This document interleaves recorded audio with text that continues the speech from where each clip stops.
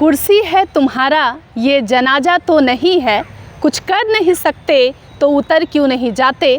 आवाम को जोहार, सलाम, नमस्कार। लाइव इंडियन गार्ड से मैं मल्लिका, अभिवादन स्वीकार करें। आज लाइव इंडियन गार्ड की टीम मौजूद है बोकारो में। इसलिए बोकारो आना हो गया क्योंकि जेएलकेएम के द्वारा आज प्रेस वार्ता का आयोजन किया गया। मेरे साथ केंद्रीय प्रवक्ता विजय सिंह जी हैं, उनसे जानना चाहूँगी क्योंकि बहुत सारे मुद्दों पर भौकाल रवैया इनका रहा है। क्या कुछ कहना चाहते हैं इस प्रेस कॉन्फ्रेंस के बाद? बहुत स्वागत है सर। धन्यवाद मल्लिका जी, और आपके दर्शकों को मेरा जोहार। और जो आप बात कर रही थी प्रेस कॉन्फ्रेंस को लेकर के, तो देखिए पिछले सप्ताह कोयला चोरी को लेकर के जो चंदन क्यारी क्षेत्र में एक एप्लीकेशन, एक संज्ञान लेटर हम लोगों ने दिया था बोकारो के जो जिला में पुलिस अधीक्षक हैं उनको, और उनसे हम लोगों ने ये कहा था कि सर आप इस मैटर को संज्ञान में लीजिए। दिन दहाड़े कोपलेन लगा करके और कोयले की निकासी हो रही है, जो प्रदूषण का मामला है वो अलग है, राष्ट्रीय रेवेन्यू का लॉस है, और कहीं ना कहीं लॉ एंड ऑर्डर के लिए भी एक बड़ी चुनौती है। स्थानीय ग्रामीणों के बीच और कोयला तस्करों के बीच खूनी संघर्ष कभी भी हो सकता है, तो संज्ञान लेना चाहिए। तो हम लोगों ने आग्रह किया था, बट उस चिट्ठी के बाद और उस टेबल टॉक के बाद एक सप्ताह का समय बीत गया और इस मामले पर कुछ भी नहीं हुआ। तो आज हम लोगों ने यहाँ पे एक बड़ा प्रेस कॉन्फ्रेंस ऑर्गेनाइज़ किया और यहाँ पर हम लोगों ने पत्रकारों के जरिए शासन और प्रशासन को ये बताने की कोशिश की है कि चंदन क्यारी में जिस ढंग से कोयला चोरी को संरक्षण दे करके बढ़ावा दिया जा रहा है, ये दुर्भाग्यपूर्ण है। राज्य में भ्रष्टाचारियों का, कोयला चोरों का, बालू तस्करों का साम्राज्य जिस ढंग से शासन और प्रशासन के साठगांठ से चलाया जा रहा है, ये कहीं ना कहीं अराजक स्थिति को पैदा कर रहा है।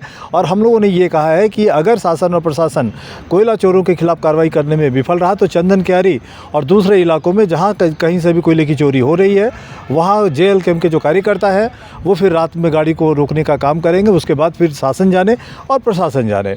इसके अलावा जो नगर निकाय का जो चुनाव होने वाला है उसको लेकर के जो ट्रिपल टेस्ट जो चल रहा है उसको लेकर के हम लोगों ने बात किया है, और हम लोगों ने ये कहा है कि ओबीसी आरक्षण को लेकर के जो सैंपल जो आप बात कर रहे हैं और जो सैंपल कलेक्शन हो रहा है, आप डोर टू डोर जाकर बात नहीं कर रहे हैं, आप रैंडम बातचीत कर रहे हैं, आपके पास एक्यूरेट डाटा नहीं आ रहा है। कहीं ना कहीं हमको लग रहा है कि ये आईवास करने की का तरीका है। राज्य निर्वाचन आयोग को इस पर संज्ञान लेना चाहिए और जिन अधिकारियों को ट्रिपल टेस्ट में लगाया गया है उनके काम में पारदर्शिता हो और इफेक्टिव हो, राज्य के हित में हो, इसको लेकर के हमको लग रहा है कि राज्य की सरकार को भी संज्ञान लेना चाहिए और राज्य निर्वाचन आयोग को भी संज्ञान लेना चाहिए।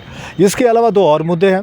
मैया सम्मान योजना में जिस ढंग से सरकार विफल हो रही है, सरकार ने अनुपूरक बजट जब लेकर के आया था 11,200 करोड़ रुपये का, उसमें 6200 करोड़ रुपया यानी कि more than half of the budget ये मैया सम्मान योजना के लिए था। तो जब वो पैसा रिजर्व था तो जनवरी माह में भुगतान होना चाहिए था, जनवरी माह में भुगतान नहीं हुआ। वैसे हालात में जो लाभुक है उनकी संख्या को लेकर और बेनिफिशियरी के तरीके को लेकर के एक ही अकाउंट में 95 लाभुकों का पैसा जा रहा है। बोकारो की जो डीसी हैं उनके फाइंडिंग में ये चीज़ आया है। तो ये जो अराजक स्थिति पैदा कर दी गई है तो उसका जिम्मेवार कौन है? लोगों को चिन्हित करना चाहिए, लोगों पे कार्रवाई होनी चाहिए।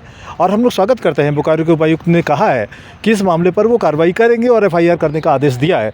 लेकिन ये सिर्फ बोकारो का वानगी है, पूरे राज्य के अंदर क्या स्थिति है ये एक बड़ी चिंता का विषय है। और जब मुख्यमंत्री स्थापना दिवस पे, अपनी पार्टी के स्थापना दिवस पे जब ये कहते हैं कि सीओ और बीडीओ कार्यालय में भ्रष्टाचार है, तो मल्लिका जी ये मान करके चलिए कि राज्य का मुखिया स्वीकार कर रहा है कि उनके सिस्टम में भ्रष्टाचार है।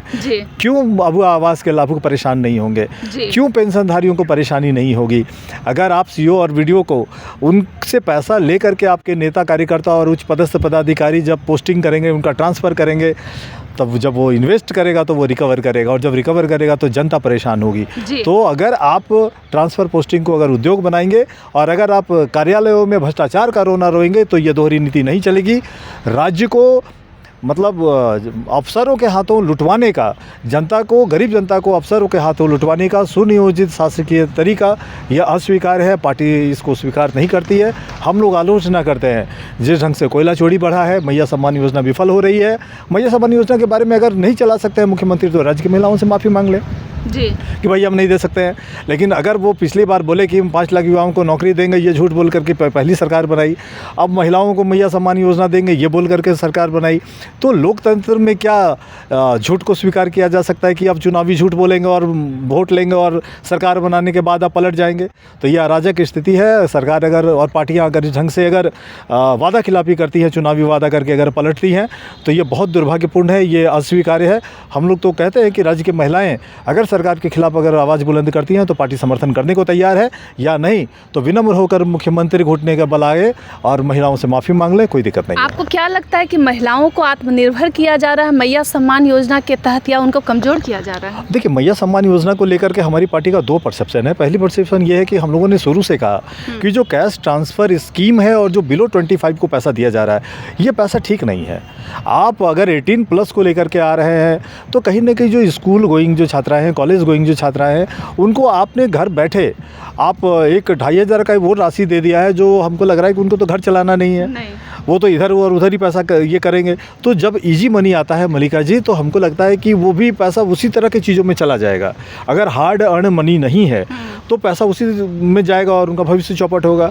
लेकिन कुछ एक गरीब महिलाएं जो दिहाड़ी मजदूरी करती हैं, जो 50 साल की उम्र की महिलाएं हैं, तो उनके लिए 2,500 रुपया बहुत है।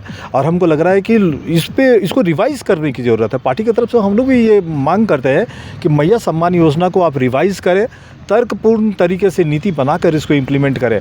हम लोग ये मानते हैं कि वोट पाने के लिए आपने झूठ बोलकर जिस ढंग से राज्य की महिलाओं को दिग्भ्रमित किया, आपने एक कुत्सित चाल चली और उस चाल में फंस कर के महिलाओं ने झारखंड मुक्ति मोर्चा के गठबंधन को वोट किया है। यह दुर्भाग्यपूर्ण स्थिति है। बट जो सम्मान योजना है उसको रिवाइज़ करें, उसको तर्कसंगत बनाएं, अराजक स्थिति वो पैदा ना करें। क्योंकि राज्य का जो बजट है 1,30,000 करोड़ रुपया के आसपास का बजट है। 24,000-25,000 करोड़ रुपया सिर्फ इसी स्कीम में चला जाएगा। अभी एक इन्फॉर्मेशन मल्लिका जी मैं आपको और दे देता हूँ कि बहुत सारे ठेकेदारों का ये कंप्लेन है, जो चीफ इंजीनियर है उनको उन्होंने कहा है, जो विभागीय मंत्री हैं, जो सचिव हैं, उनके पास ये जानकारी है कि वो काम करके बैठे हुए हैं और उनका भुगतान नहीं हो रहा है। तो सारा पैसा आप मैया सम्मान योजना के लिए रखेंगे, इस तरह के फ्लैगशिप पॉलिसी के लिए रखेंगे, चुनावी वादों को पूरा करने के लिए रखेंगे।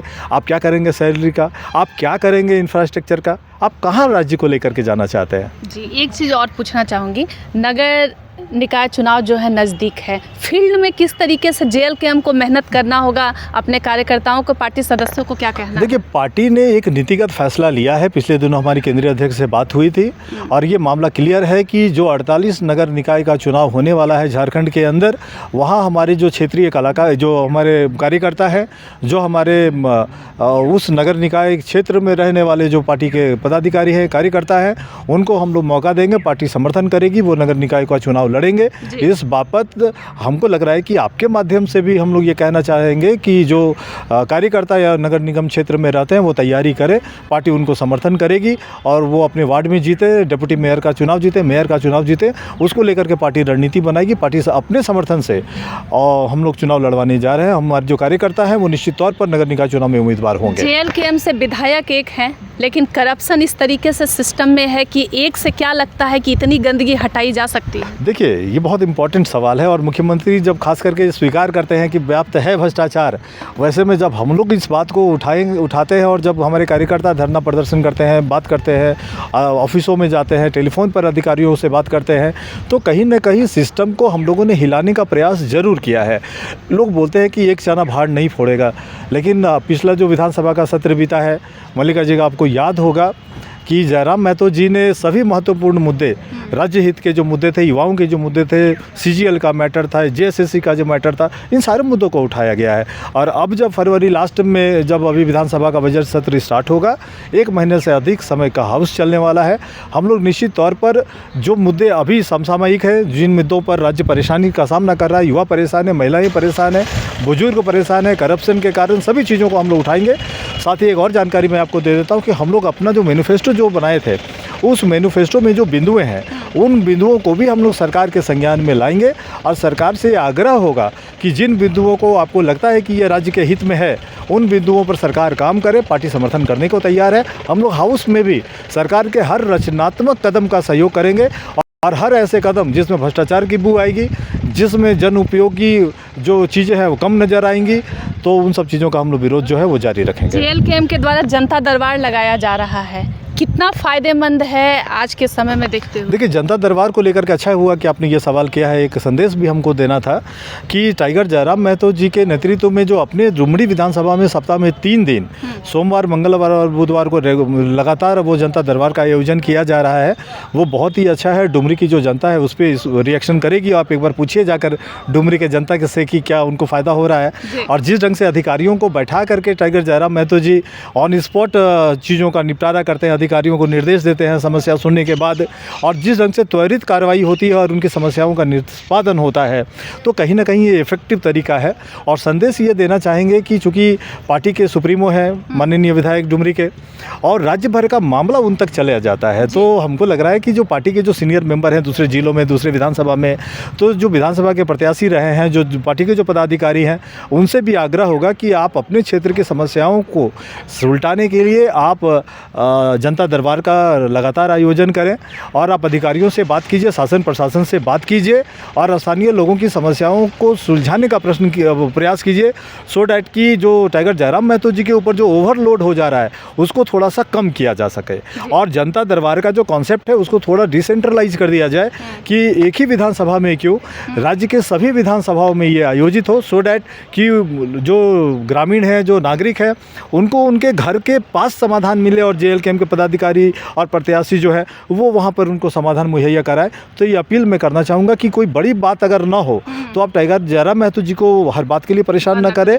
स्थानीय नेताओं से पहले बात करें, और इसके बाद अगर कोई बड़ा मुद्दा है तो फिर केंद्रीय अध्यक्ष तैयार हैं, दूसरे पदाधिकारी तैयार हैं आपके मामले को सुनने के लिए, उसके लिए फिर आपका स्वागत है। एक सवाल और रहेगा, JLKM पर इस बार चुनाव में इल्ज़ाम लगा कि आजसू का सुपड़ा साफ किया गया, JLKM ने किया, बीजेपी को जो है खत्म करने वाला JLKM है। इधर सुदेश महतो काफ़ी एक्टिव नज़र आ रहे हैं, तंज भी कस रहे कई बार टाइगर जयराम महतो पर। ये जो परिवर्तन देख रहे हैं इस पर क्या कहना है? ये तंज तो कस रहे हैं मल्लिका जी, मगर नाम लेने की हिम्मत नहीं है उनको। नाम वो लेने कभी नाम नहीं लेते हैं, मतलब? वो इशारों में बात करते हैं। तो नाम लीजिए। पहले तो वो प्रयास कर रहे थे कि चीज़ों को इग्नोर किया जाए, और इसी इग्नोरेंस का नतीजा है कि अंडर करंट को वो नहीं भाप पाए, कि उनकी ज़मीन खिसक रही है, ये आजसू और सुदेश महतो नहीं भाप पाए।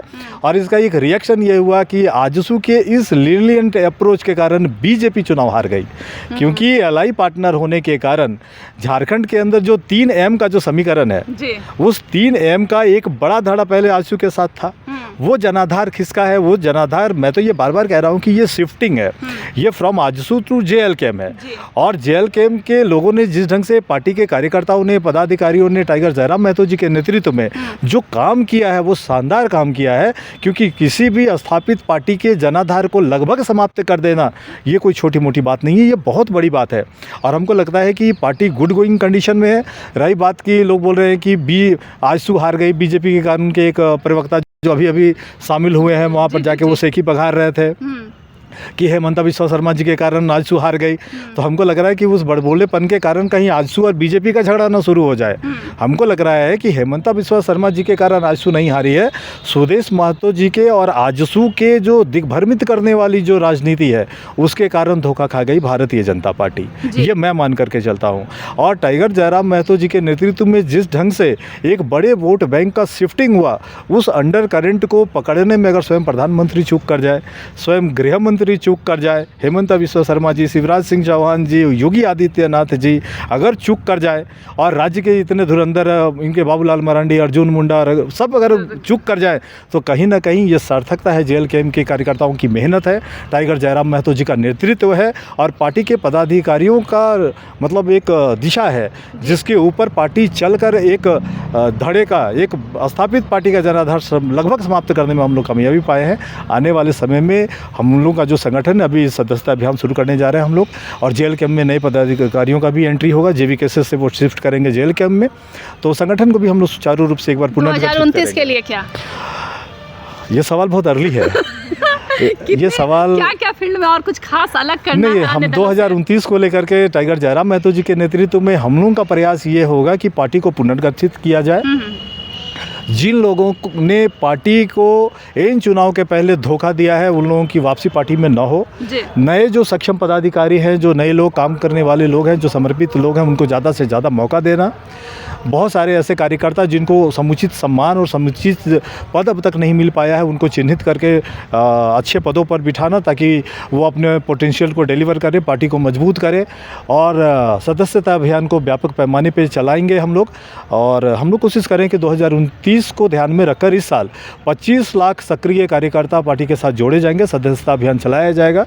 उसके बाद हमको लग रहा है कि धीरे धीरे हम लोग जब आगे बढ़ेंगे तो 29 अभी समय है, हमको लग रहा है कि धोखेबाजों के लिए एंट्री बैन है। बिल्कुल बिल्कुल, दिल नहीं पिघलने वाला है। किसी भी नाम को लेकर के जिक्र करने की ज़रूरत नहीं है। बट मैं बहुत कड़ाई से मैं ये बात कह रहा हूँ कि जिन लोगों ने सिर्फ टिकट पाने के लिए इन चुनाव के पहले पार्टी में शामिल हुए और जो लोगों ने चुनाव के बाद पार्टी छोड़ी है या टिकट नहीं मिलने के कारण पार्टी छोड़ी है, इनकी वापसी जेल कैंप में नहीं होगी, नहीं होगी, नहीं होगी। धन्यवाद। शुक्रिया। आप सुन रहे थे केंद्रीय प्रवक्ता को। अपने तेवर और संतुलित भाषण के लिए जाने जाते हैं, वक्तव्य के लिए जाने जाते हैं। वैसे आप ज़रूर बताइएगा विजय सिंह जी ने जिन जिन बातों को हाईलाइट किया है कितना सहमत है। अन्य अपडेट के लिए दूर जाने की ज़रूरत नहीं है, जुड़े रहें लाइव इंडियन गार्ड के साथ।